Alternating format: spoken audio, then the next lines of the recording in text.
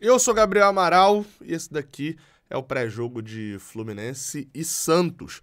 Jogo válido pela 17ª rodada do Campeonato Brasileiro de 2023. Tudo que você precisa saber sobre essa partida tá nesse vídeo pré-jogo.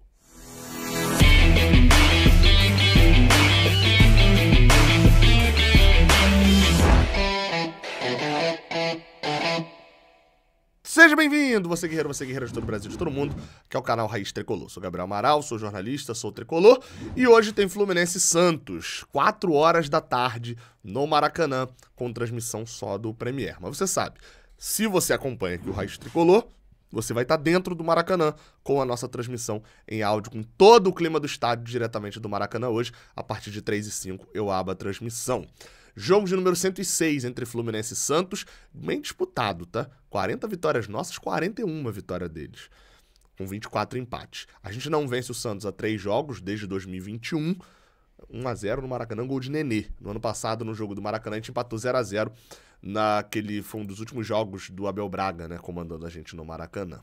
Fato é que, se a gente for olhar, a derrota de segunda-feira contra o Coritiba deixou a gente com um alerta ligado. Você olha a tabela do Campeonato Brasileiro, você vê o Fluminense em 7º, a 3 pontos do terceiro colocado, que é o Flamengo, né? Se ganhar ali, tinha uma questão de saldo e tal agora, né? De 4 gols de diferença, mas se ganhar empata com o Flamengo, passa o Palmeiras, enfim.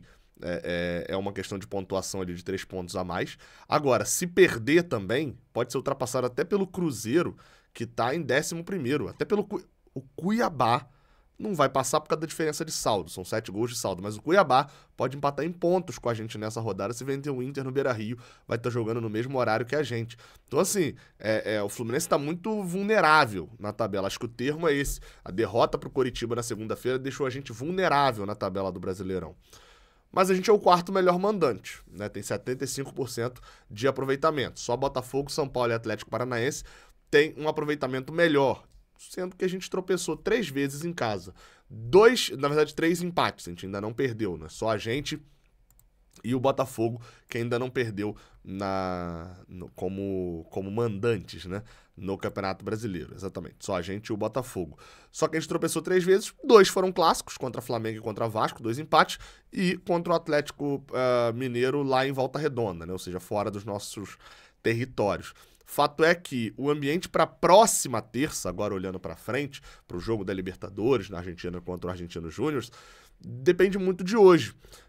Depende no sentido de tabela, né? Da gente olhar para o jogo de hoje, ele ser muito importante por conta da tabela, como eu já falei. Mas também fazendo a live de pré-jogo lá no canal 20, a gente estava conversando e o Fio achava que o torcedor do Fluminense ia estar meio pro jogo de hoje, assim, meio que não ligando tanto, alguma coisa desse tipo.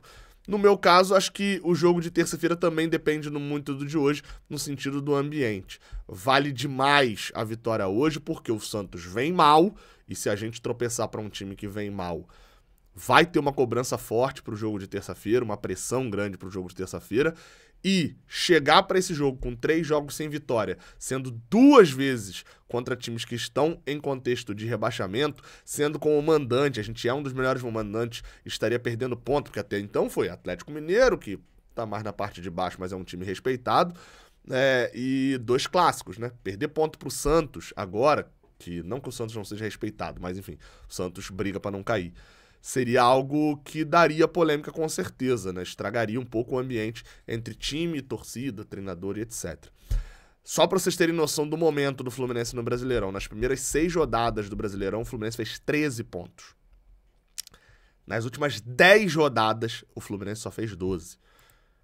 Acho que isso diz um pouco sobre o momento do Fluminense no Brasileirão. É hora de virar essa chave hoje como mandante contra o Santos.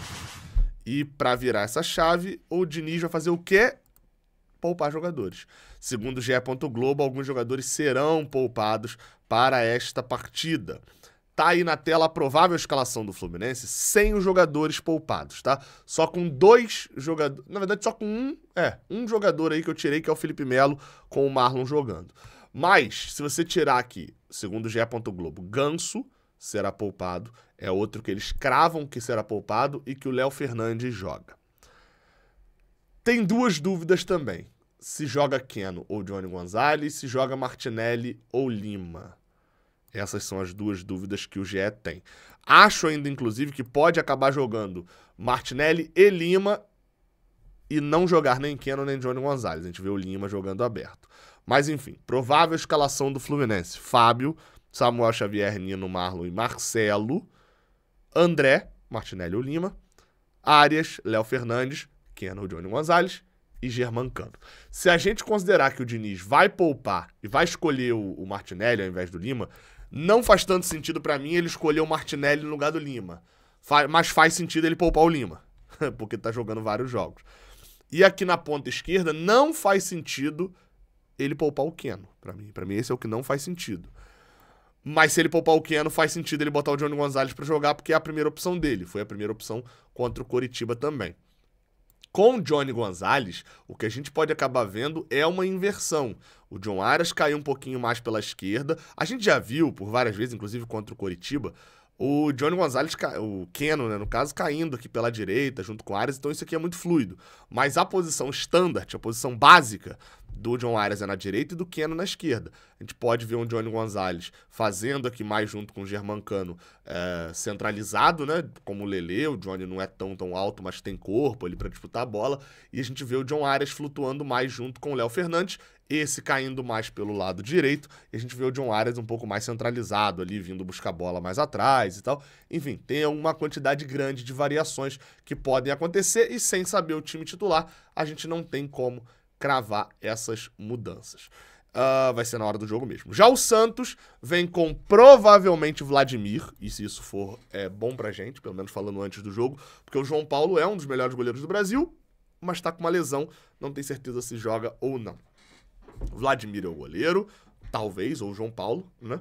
João Lucas na lateral direita, Joaquim Messias na zaga, Dodô, sim, aquele ex-galo, na lateral esquerda, tá? No Santos há pouco tempo. Rodrigo Fernandes, Dodi, sim, aquele. Deve ser vaiado, né? Acho que é a primeira vez que o Dodi joga no Maracanã com público, né? Deve ser vaiado, chutaria. Jean Lucas, chegou há pouco tempo agora. Lucas Lima, Speed Mendonça, Steven Mendonça, o colombiano, e o Marcos Leonardo. Sobre o Santos, vale destacar que eles têm uma vitória em 15 jogos. Uma vitória em 15 jogos. Só que essa vitória foi agora há pouco. Nos últimos 3 jogos, em 2 partidas, o Santos conseguiu mostrar alguma coisa. Lembrando que nesses 15 jogos tem jogos com o Paulo Turra, que é o atual treinador, e com o Odair Hellmann, que é o treinador antigo. Dos últimos 3 jogos tem uma humilhação, um 4-1 pro São Paulo, mas tem um 2-0 contra o Botafogo, que em 5 minutos virou um 2-2, mas a atuação do Santos foi um pouco mais sólida ali dentro da partida, né? Você não tira muito o resultado final e tal, mas tira uma questão ali de atuação do Santos. E o 4-3 na rodada anterior, com um destaque absoluto do Marcos Leonardo e do Speed Mendonça também. Por sinal, o próprio Marcos Leonardo que eu citei, 5 gols nos últimos 3 jogos, tem 19 gols na temporada, é o jogador pra gente ficar de olho, porque é bom, é jovem, é rápido e finaliza muito bem. Olho no Mendonça também, né? Atacando a nossa zaga, o Lucas Lima tem um bom passe, o Santos tem laterais que atacam muito, então a gente sabe que o chute de média distância do Dodi também é um problema, mas pode ser que com esse tipo de jogada, principalmente dos lançamentos pro Marcos Leonardo e pro Mendonça na nossa zaga, a gente não sabe como o Marlon vai estar, mas o Nino com o Felipe Melo não vem sendo tão bom assim, o Marcelo vai jogar nessa recomposição no lançamento. Contra o Coritiba a gente sofreu com isso 200 vezes, o lançamento nas costas da nossa zaga. Pode ser um problema com o Mendonça e com o Marcos Leonardo na frente, né? Só sobre o Fluminense, não temos jogadores suspensos nessa rodada, mas a gente tem como pendurados jogadores muito importantes. Fábio tá pendurado se tomar amarelo, lembrando que na semana que vem é jogo contra o Palmeiras, no sábado. Fábio, Nino, Felipe Melo, André, Thiago Santos, Paulo Henrique Ganso, John Arias, Lima e John Kennedy. Todos esses, se tomarem um cartão amarelo, não jogam contra o Palmeiras no próximo sábado. De lesionados, só Jorge e Alexander mesmo. Como a gente já sabe, o Alexander não tá mais lesionado, mas, enfim, tá fora por conta de lesão ainda. A arbitragem da partida. Rodrigo José Pereira de Lima, pernambucano, que só apitou um jogo do Fluminense até hoje, o Fluminense 2-1 no Red Bull Bragantino, agora um pouquinho no início de junho. De lá pra cá, até então não tinha muitas questões pra falar sobre ele, mas de lá pra cá ele apitou muitos jogos da Série A, tá? Como árbitro mesmo.